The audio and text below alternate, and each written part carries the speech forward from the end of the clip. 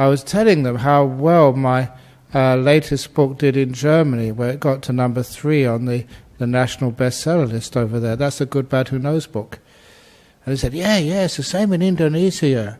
He says, your books are number 3, sort of in the Gramedia books store. It's a chain of bookshops, and so they're the biggest booksellers over in Indonesia. And he said, it's always number 3. And I said, what beat my books? And he said, what was number 1 was the Quran, what was number 2 is the Bible, and you're next. And I thought, that's pretty cool. So I'm not going to try and beat those 2 books in Indonesia. But it was actually pretty impressive. And, I never expected sort of to those sorts of things to happen. When I was a monk, I never expected to be giving talks to such a lot of people. Actually, the crowd tonight is very small compared to what was happening in Indonesia. 3,000, 2,500 people last night, and 1,500 people at the talk. So you don't expect that. What's a monk doing, being so sort of popular like that? So the talk this evening is actually expectations, and just how limiting they can be when you have expectations. So I have no expectations. I'm in here for the ride, and I haven't got a clue what's going to happen next in my life. But you go for the ride without any expectations, letting go, giving everything you've got to what you have, and you always have some very, very fascinating and interesting experiences. Like one night when I was in Indonesia, I was up most of the night vomiting. What happens when you travel? People are very kind, they give you all sorts of food. You don't know what food is the proper food for you. And it happened when I was giving a talk. You start to feel the stomach start to move and move. And all these people were waiting for you to give an exciting talk like this evening. And afterwards to sign the books and just have photographs afterwards. And I couldn't vomit while I was having a photograph taken with somebody. But it's wonderful that how, as over the years of meditation practice, how you've learned to deal with this sort of stuff. And it's actually so easy with a bit of practice. Exactly what I was teaching you during the meditation period. You're aware of these feelings, the rumbling in your stomach and the feeling that there's something very, very wrong in there. What most people do, they get excited, they get sort of worried. But for me, I don't get excited or worried anymore. I just leave it alone and give it lots of kindness and kindness. So it just relaxed enough to finish off the signing of the books and then run to the room and vomit. But even afterwards, it's sometimes, people get so much negativity to being sick. For me, I always look to the positive side of sickness. Because I was vomiting, it was at least that day I lost a bit of weight.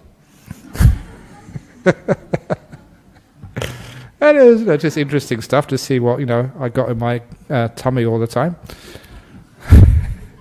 And after a while it all just disappeared and vanished. But afterwards, with a very sore tummy, and tried to get a few hours of sleep, again I did exactly what I was teaching you there. To relax the body, relax it, until any of that pain, ache, or even the aftermath of a sore tummy just vanishes completely away. And because practicing this for such a long time, whenever you do have any pain or sickness, irritation, it's so easy now for me to deal with it. You feel it, that's the mindfulness, really aware of the irritation, the pain, the sickness, whatever it is, that's the mindfulness. And I keep saying mindfulness is not enough. You do need to have the kindness, that little extra thing which helps so much. You've got your focus right, now do something to care for this little body of yours. And so I give my little tummy some kindness. Oh, you poor little tummy, I'm sorry for putting that in there with you. I didn't realize what I was putting in there. I do apologize, please forgive me. I'm not your enemy, I love you, little tummy. Whatever it is, you treat it with kindness, and it's amazing just how it relaxes. You can actually feel it. And you feel it, you relax it some more, you feel it relax more, you give it more kindness, and it relaxes and relaxes until it totally softens. Or just like this morning, walking out for breakfast, past the dogs in Bali. If you've been to Bali, there's always dogs around the place. Woof, woof, woof, woof, woof, woof. So you give them kindness. Nice dog, you're fine. Woof, woof. Nice dog, woof. Nice dog. And then it calms totally down. That's like my tummy. My tummy was like this dog woofing at me all night. And I just calmed it down and calmed it down until it stopped barking. It stopped vomiting. And this is actually how you deal with this bodily problems. So the stuff you actually learn over here is really amazingly useful. And also just the other things which I remember years ago when I was in Indonesia, that I was, because my lifestyle is very, very weird. Fortunately, this time actually there was an American author who was travelling with me. He's going to write a book about this, Ajahn Brahm in Indonesia. And it's really sort of quite eye-opening to see like a Western monk being like a rock star and having all of these people coming up and you're signing the books and smiling for them. And, for about 2 hours sometimes, a whole line of people signing books and smiling for 2 hours. And I still remember this one time years ago where I thought, what the hell am I doing this for? This is not what a monk should be doing, signing books and smiling and sort of having your photograph taken. This is not what I signed up for. I want to go into a cave and meditate. I want to just be simple. I just want to disappear from the world. And then I realized that was my expectation when I first became a monk. And it's because you have expectations that you suffer. So in that one moment, in the middle of, signing about 2 hours of books, in that moment I decided, no expectations. Let go of all those things you imagined you should do once you become a monk. Let them all go and just be. Because in those moments there were so many people that are getting a lot of happiness and joy. And that was really what a monk should be doing. Giving happiness and joy in whatever way you can. It was service, it was giving. I got nothing out of this at all, instead just a sore arm. 2 hours of signing books makes you sore. 2 hours of smiling for photographs, that makes my jaw sore. And I did hear that in Indonesia, in Java, the Buddhist monument, Borobudur, they have asked people to refrain, to stop taking photographs of that monument, because all those flashes are degrading the stone. And now they're degrading me.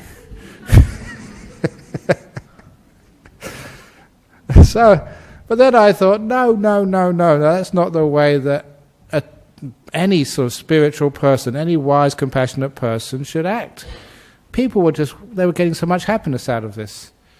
And in fact, one of the stories I was telling earlier in the car, because all my expectations get blown away when I do things like this. Expectations of thinking you should be tired after such really, all through the day hard work, not much sleep. But the expectations, if you believe those expectations, you're in the prison of your expectations, you can't do anything different and you're not free. But to me, no. Instead of expecting sort of to be able just to go back and take a rest, instead I was just with every person who was wanting their book signed, who were just happy to be with me and have their photograph taken. That was the most important thing in the world to me. And I remembered those great teachings of the Emperor's Three Questions, which often runs my life. If you want to know what Buddhism is or how to meditate, just keep it simple. Emperor's Three Questions, and now is the most important time. So to me, who cares what time of the night it is, and I should be in bed, who cares? Now is the most important time, I'm going to be here. And the most important person is the one right in front of you. This little person who comes here who just wants a book signed. They are really, really important for me. And the only thing to do in life is to care enough to smile for them and make the best signature you can.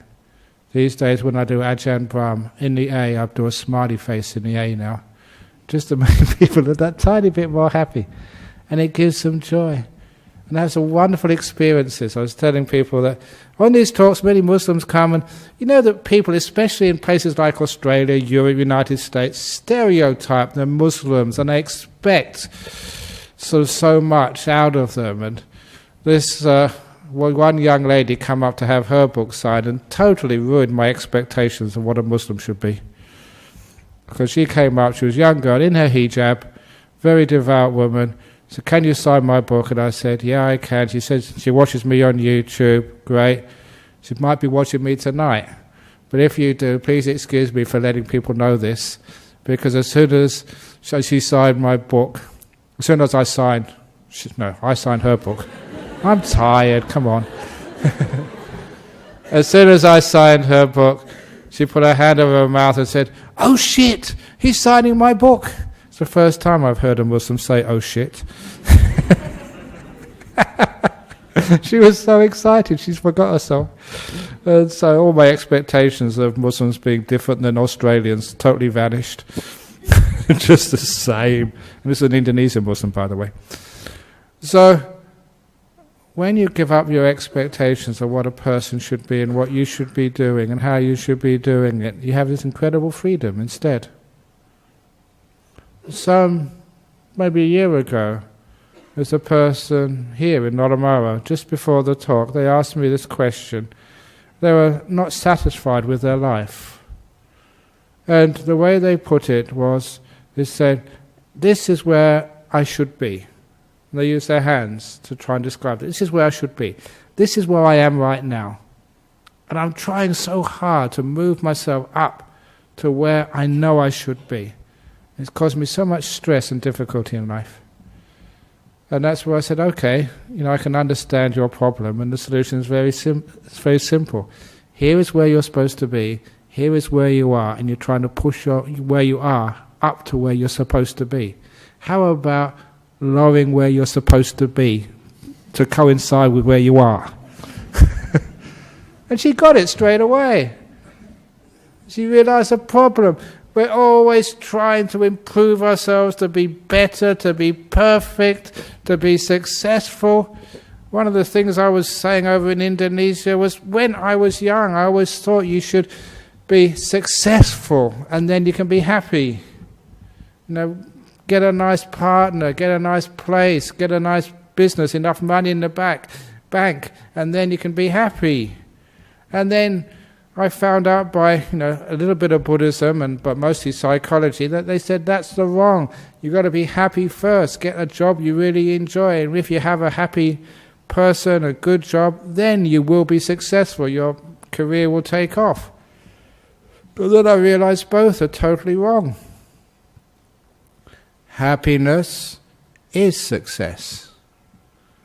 It doesn't lead to success. It's not a result of success. Happiness is that thing we call success. So if you're happy what you're doing, that is successful. Well done.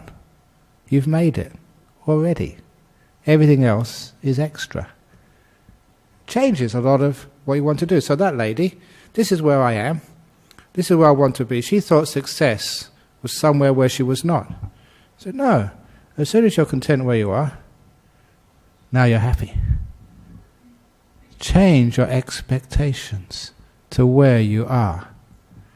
That is the difficulty in life. We have all these expectations of where we're supposed to be. I'll tell you where you're supposed to be in Dhammaloka Buddhist Center tonight, because this is where you are. So I always want to be where I am.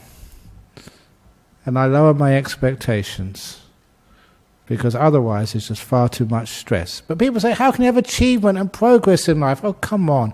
We've got too much progress. Is it really progress, do you reckon, in our life? Yeah, we've got more money but less time. Yeah, we've got more things but less freedom. Yeah, we've got... what else have we got? More headaches, more problems, more difficulties. We've got more information, but a lot of the information we see on the YouTube or on the TV or in other places just drives us crazy. It's just so terrible. They think, what's happening in this world? So Has there really been progress? I think sometimes that the trouble with our world is, again, we're expecting something which we could never get, and we're aiming for things rather than enjoying where we are. Okay, it's good to work, to improve, but we really do need to spend more time appreciating how far we've come. To actually spend more time just appreciating our own beauty and the beauty of the people which are around us. But unfortunately, we were always expecting perfection. And I was spending a lot of time talking about this idea of perfection in our world. What is a perfect monk? What is a perfect wife, a perfect husband? Perfection is what you perceive with your head, with your brain, with your intellect. And you'll find that you will never be able to see or reach perfection in this world. But there's something else. You'll never find a perfect partner. Your idea of a perfect partner is very much in your head. A perfect government, even a perfect Dhamma talk, you will never find, because such things don't exist. That's from your head. Instead, we have an alternative to perfection, which I call beauty. Beauty is what you see with your heart. And it's totally different from perfection. Going around Indonesia, even like last night, Denpasar in Bali, full of traffic jams, full of litter, is far from a perfect city anymore, but it's still beautiful. Perfection and beauty are two different things. And if you can know the difference and go for beauty rather than for perfection, you will find that you can find a partner and live so happily with them. They may not be perfect, but you can see they're beautiful. And I don't mean in their face, I mean in their heart and their character. You can see the beauty inside of them. And it's the same with you. You will never be perfect, as I will never be a perfect monk. I'd always tell bad jokes, but that's what makes me sometimes beautiful. And here's the bad joke for today. I hope I never said this last week, about the man who brought his wife a very expensive diamond necklace. Did I say this last week? He brought his wife a very expensive diamond necklace, and she never talked to him for 6 months afterwards. And his friends said, "That is just so ungrateful. You brought her this expensive, beautiful diamond necklace, and she won't even talk to you, and it's 6 months has gone past now." He said, "Yes, that was the deal."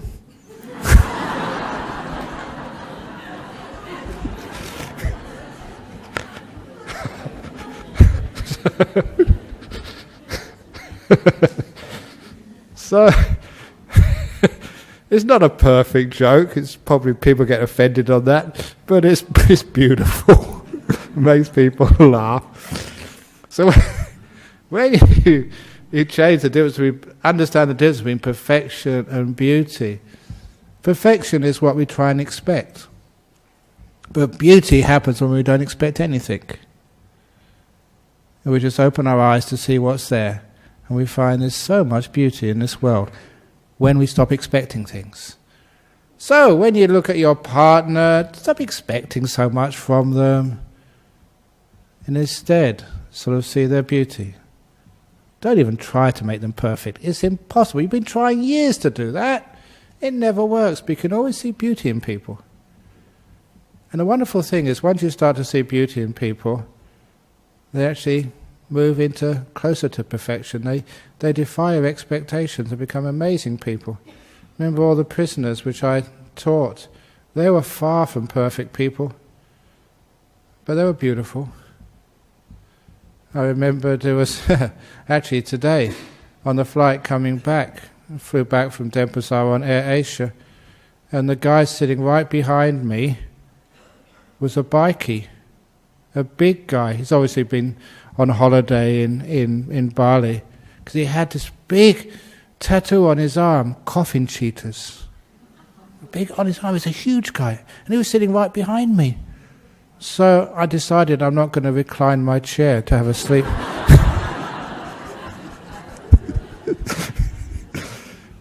I've got enough wisdom and sense not to do things like that. But these guys, sometimes we have all expectations and stereotypes.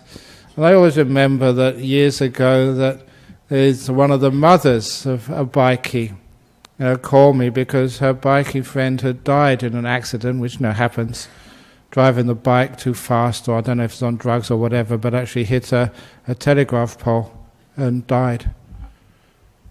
The telegraph pole didn't do very well either, but they had to do the funeral for them. It's the only time I've ever done a bikie funeral. And it's an amazing experience, because usually in funerals people actually dress appropriately, but in a bikie funeral, all the bikies there, they were in their leathers and their patches, and all their girlfriends came. And honestly, this was actually in Fremantle crematorium. They came and had such short skirts and low-cut blouses, you can see their boobs and everything.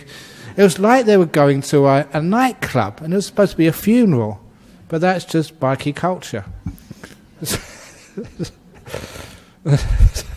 So I was very, very careful to say the right thing. But afterwards, I gave a nice funeral service, because it's stereotyping. You expect, people to be like this and be like that, but afterwards I didn't have any expectations, and afterwards they were such very polite, gentle to me. They said, "Thank you, sir, there's a beautiful service. Thank you, sir, that was wonderful what you said. Thank you, we'll remember that." And all my ideas of bikies went totally out the window.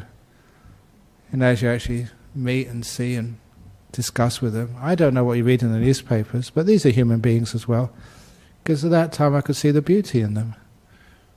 And when you see the beauty in them, rather than looking at perfection, no expectations, it's amazing how you can actually relate to a person, connect with them, and maybe just, solve any problems in them. Because that's the next thing, that once you see the beauty in things, things get better in this world. I always, I despair when people protest too much, or get angry, and so critical, focusing on one part of a government or one part of a person or one part of themselves, which is obviously no wrong, needs to be fixed up. But please put it in focus. In Australia we live in a pretty good country. Yeah, there may be some corruption in this part of the government or that part of the society, but people are pretty good. They're not perfect, just like us. And so, whenever I meet politicians, whenever I meet big business people, I always look at their beauty. And it makes them to be a better politician, a better CEO, a less corrupt, a less self-serving.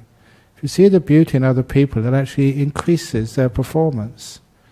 If you see the beauty in this world, rather than always seeing the things which are wrong in it, the world gets a much better place. How many years, decades, centuries have been trying to fix up the problems, with aggression, trying to force people to see the nonsense in what they're doing and how they're behaving, because we've got all these expectations of them, and expectations of this world, looking for perfection rather than seeing the beauty. When we let go of expectations and see the world as it is, see the person as they are, see their beauty, that makes for a far better world in which we can live.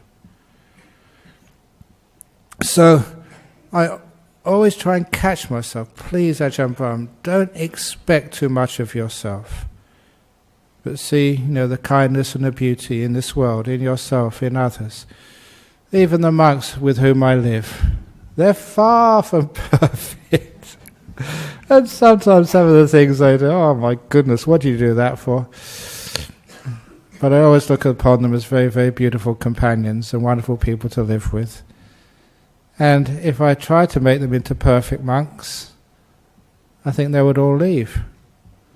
Those of you who know our monks, know our nuns, they've all got their own different characters and different ways of doing things and stupid things which which they do sometimes. I'm just trying to think of some of the stupid things which our monks have done over the years. Well, actually, let's start with me, the stupid things which I have done.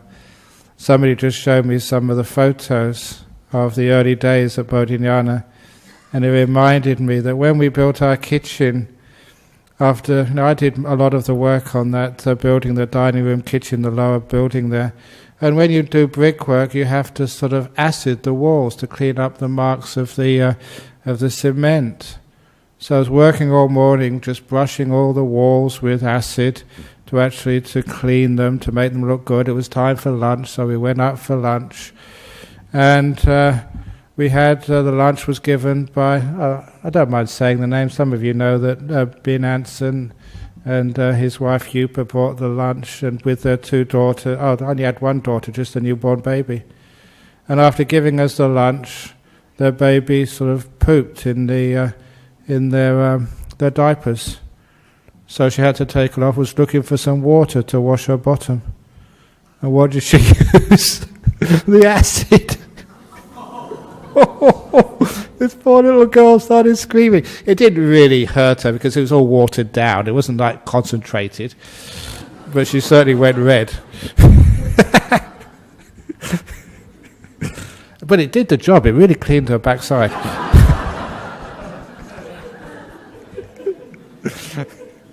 Sterilized everything. But even those are sort of ridiculous memories. Those are the things which go wrong. They make the beauty in life. That actually makes life lovable. It makes it human. It's that story about the forest I keep saying every other week. No perfect tree in the forest, but there's many beautiful trees. What is a beautiful tree? It's not perfect, but it's got character, it's real, it's got life. You lower your expectations of what a forest should look like and see a real one, and it's beautiful. Human beings, lower your expectations, what they really are like, and it's really beautiful. And you can be content and happy. What is life really like? One of the things which I learned from living in a very, very, very small apartment with my mother, my father, and my brother, I remember always seeing my mother and father arguing. They were arguing. And sometimes they'd argue so much they wouldn't speak to each other for about an hour or two. And then afterwards they'd make up. I saw that as a little kid. So straight away I learned my expectations of mother and father being perfect are just ridiculous. My expectations that a mother and a father would love each other 24 hours a day, sort of 365 days a year, it's just as stupid. But what I did see, that arguments happen. And they're beautiful, especially when you see them making up. It's as if the arguing was worth it, to see that just the tenderness and the beautiful forgiveness of two people who wouldn't speak to each other for a couple of hours, coming together and reconciling and making up. That was really beauty. So I learned about what family life was by seeing that. And it was so wonderful. My parents argued in front of me. They didn't do it behind closed doors, because I could see it. It was so wonderful they reconciled in front of me and my brother, so we could see it. It wasn't hidden. So my expectations of life were actually lowered to reality. And the beautiful part of it was that when people accept the reality, then they can make up and they can have some beauty in life. So if you think you should be up here somewhere and you're down here, the only solution, honestly, you can try all your life trying to push yourself up. Come on, work harder, try harder. Be a better meditator, be a better monk, get some new stories, tell some new jokes. Actually, it was a new joke today, so that was amazing. That was beyond my expectations. And so lower yourself, lower your expectations to reality, and then you see the beauty in your family, in your country, in your life, even in your health. So you're not so well. That's life. So we accept sickness. So I always say there's nothing wrong with being sick. It's right being sick. Sick people's rights. Or like in Indonesia, they always have a theme. The theme for my series of 6 talks, 6 cities, 6 nights, was happy every day. I said, how can you be happy every day? Well, you can be happy every day and leave your misery for night time. They said, no, I mean happy every day and happy every night as well. But what happens if you're miserable? And the answer is being happy, being miserable. Do you understand what I mean? It means that accept, being down in the dumps, not feeling so good, not feeling happy today, feeling grumpy. Accept that's part of life and be happy to be grumpy. And that is not just some sort of smart-ass way of sort of trying to explain the way that sometimes people are not so happy. What it is doing is changing your perception, changing your expectations. Because people always think you should be happy, and when you aren't, you're making a mistake. There's something wrong with you. So come on, get your act together. Be happy. You're making a big mistake. But no, lower your expectations of life. And the days you feel grumpy, be happy being grumpy. This is my grumpy day. Grumpy people's rights. And when you're happy being grumpy, you can see the beauty in it. Sometimes there's a lot of beauty which people miss in life. Sometimes when people are grumpy, they can be really funny. What's this other cartoon? No, it's gone out of me now. So somebody supplies me with jokes, but I'm a bit too tired to remember this one. I'll save this one for next week. It was a very, very funny one. Made me laugh anyway. That's right. They said it was. Here it goes. Anyway, they say. That's right. If a man is not married, he's called a bachelor. If a woman is not married, she's called a genius.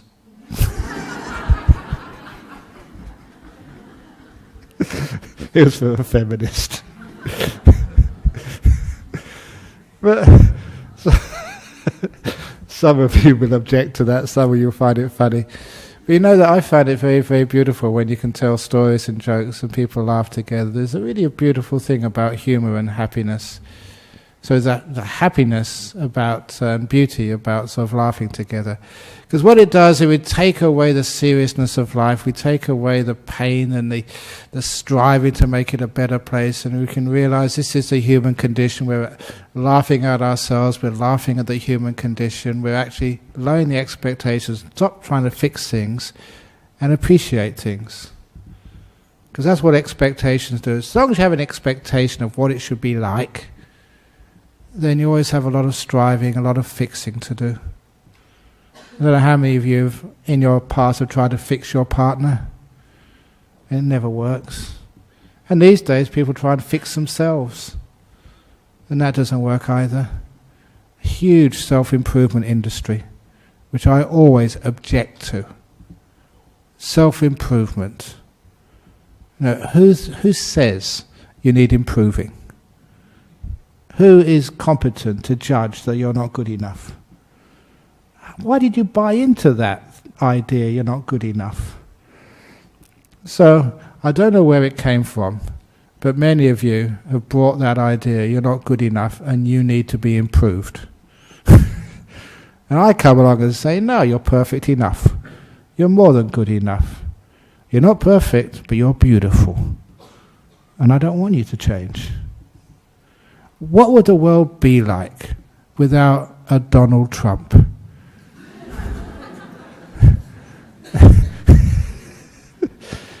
He's needed to get you to laugh and just to see the stupidity of humanity. So thank you, Donald. Without you, I wouldn't have had so much interest in the US election and so much laughter. So you can see sometimes the beauty in life when we stop trying to fix things and see the beauty in yourself when you're trying to fix yourself up and change yourself, which means that we can find more peace and happiness in life. So what expectations do you have? You ask yourself those. And expectations, as the word actually means ex, out, spectre, which means looking outside of this, looking outside of yourself. And expectation is the direct opposite to inspectation. To inspect, to see what's actually going on now. Don't look out there. Look inside. This life, this moment, this day, this person, yourself. Look inside and see what's there.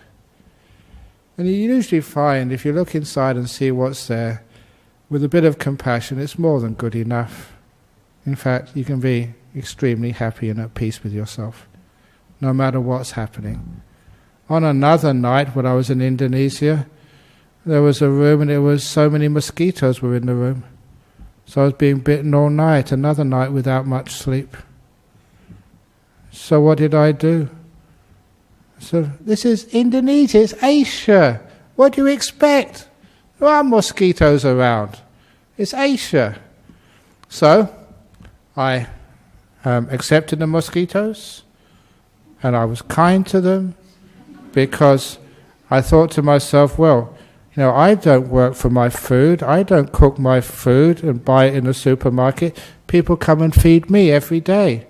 So this is my chance of feeding the mosquitoes. It was what we called in Buddhism dana, generosity. So now I know, you have to work very hard, working hard, getting the food from the supermarket, cooking it for me, presenting to me. Sometimes you come all the way to the monastery to feed me. So I thought, now this is payback time. So mosquitoes, come on. Because I thought, look, they're going to eat me anyway. So I might as well give, come on, take, service. So you had the choice like you often have in life. You can't change the world, but you can't change the situation, but you can change the way you look at it. And as soon as you change the way you look at it to something much more positive, like an act of kindness, an act of generosity, these poor mosquitoes. Because have you ever thought about what a mosquito must feel like? They're really hungry, and they sort of come and land on a human being. It's really dangerous. Imagine you go to a restaurant, and you don't know if you're going to come out alive.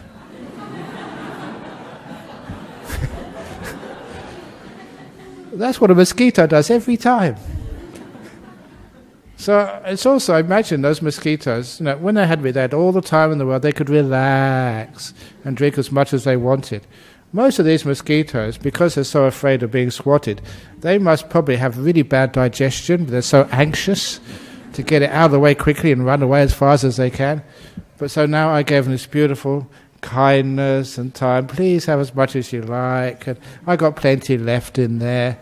And my blood is pretty good. It's like holy blood, so it's like giving them a blessing as well.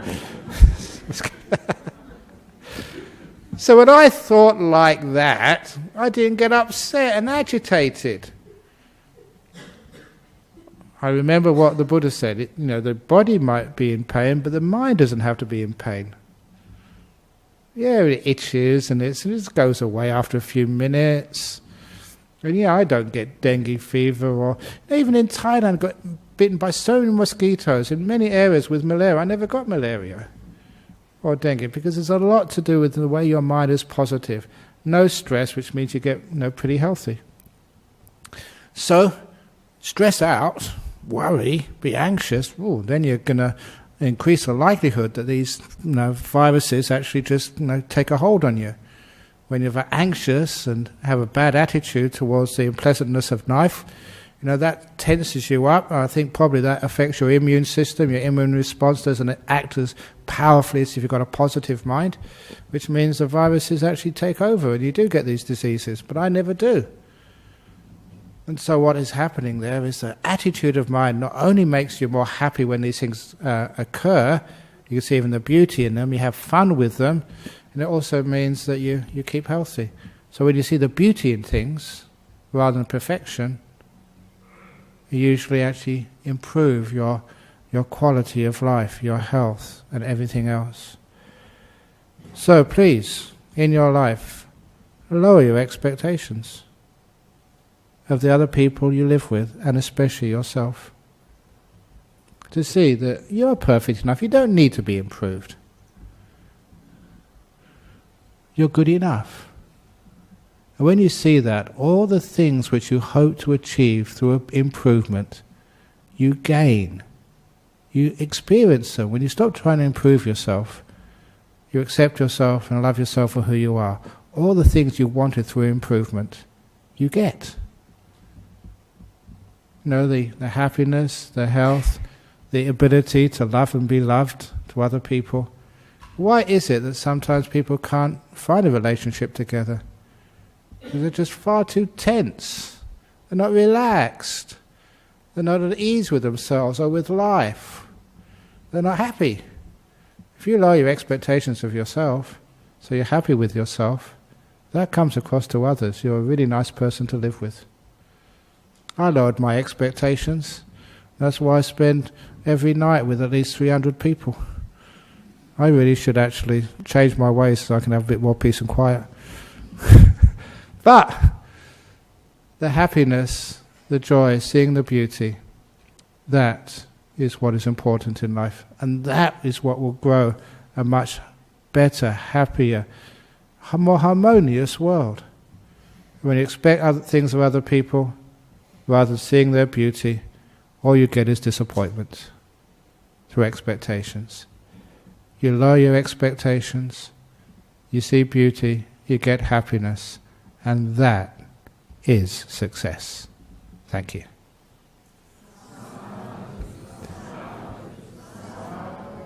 Okay, see what we get here from overseas. Am I in trouble tonight? Okay. Ajahn, I have difficulty balancing no expectations and my fear of being taken advantage of. I also struggle with expecting my partner to treat me as I would treat him. Please advise. Okay, my fear of being taken advantage of. Why are you afraid of being taken advantage of? What's wrong with being taken advantage of? I've been taken advantage of every day of my life. And I encourage you to take advantage of me every other day of my life as well. That's the meaning of my life, to be taken advantage of. So I'd change it all around. What's wrong with being taken advantage of? Your job is to serve, to love, to open your door of your heart to others and give whatever you have. The way the Buddha said is when you give, it's like taking the light from a candle. You take a candle which is not lit, you put onto a lit candle, you take the flame away, but the flame on the original candle is still there. You don't lose by giving. In fact, you probably get more. Expecting your partner to treat me as I would treat him. He probably says the same. I wish my wife would treat me as I treat her. No, look. Expecting your partner to treat me as you would treat him. With that relationship, I actually heard another nice little story when I was over there from another monk. You know the story of the 3 rings of marriage, which I've said before? You know the 3 rings of marriage? The original story was, the engagement ring, the wedding ring, and then comes the suffering. But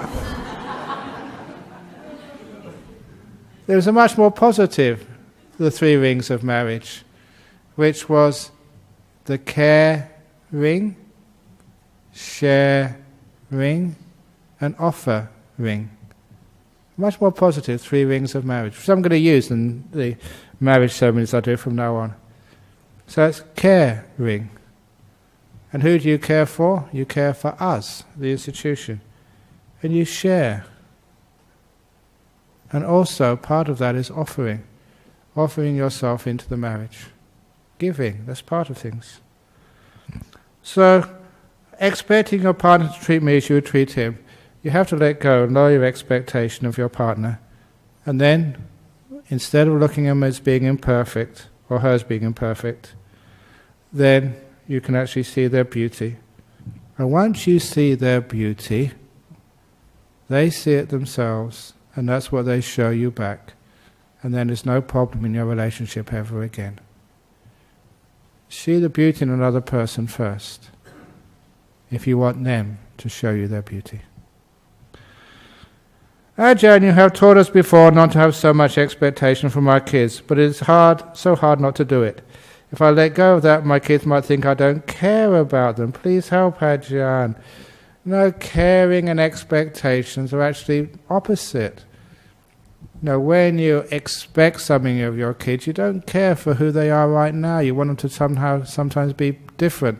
So you can say to your kids, again, what my father said to me, kids, no matter how much you achieve or you don't achieve in this life, no matter how you turn out, I'm still your mother, I'm still your father.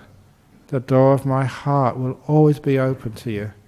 I will always care for you. You don't have to do well at school to please me. If you do well at school, that's great. But you don't have to do that. I will still love you. I'm still your mom, even if you don't do well. That is encouragement. That frees. And you'll find that kid usually does far, far better when you give it that care. Last question, from Indonesia. What is your opinion about expectations versus dreams and goals? Should we always strive to be better and higher to achieve our goals, or just be happy with our current situation? I've seen so many people strive to be better and strive to get these big goals and just screw themselves up and screw their life up and screw the world up as well. And so, all of those dreams and goals you have, what are you really trying to achieve? What is the real goal of life? The real goal of life is happiness, peace, to be at peace with yourself and with other people. How much do you need to be able to do that? How much you need to change to find a beautiful partner in this world? And what does actually love mean? Is it a goal which you actually have to strive for? Or is it what happens when you stop striving and accept the person you live with for who they are and respect them? And I think that's where the love comes from. When we try and change a person, we lose our love. When we care for them as they are and appreciate their beauty, not being perfect, then I think we can have a happy world. So I never dream that all the trees in the world will be straight. It would be a terrible world if all the trees were straight. I enjoy them big, crooked. It's beautiful. And I will not go and straighten every tree in this world, as I will not go and straighten every human being. I care for them, see the beauty of them as they are.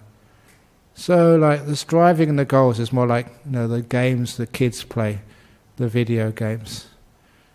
Not really important. It's a game which people play, trying to achieve this and achieve that. But really, the real life is what happens when you're not trying to achieve something.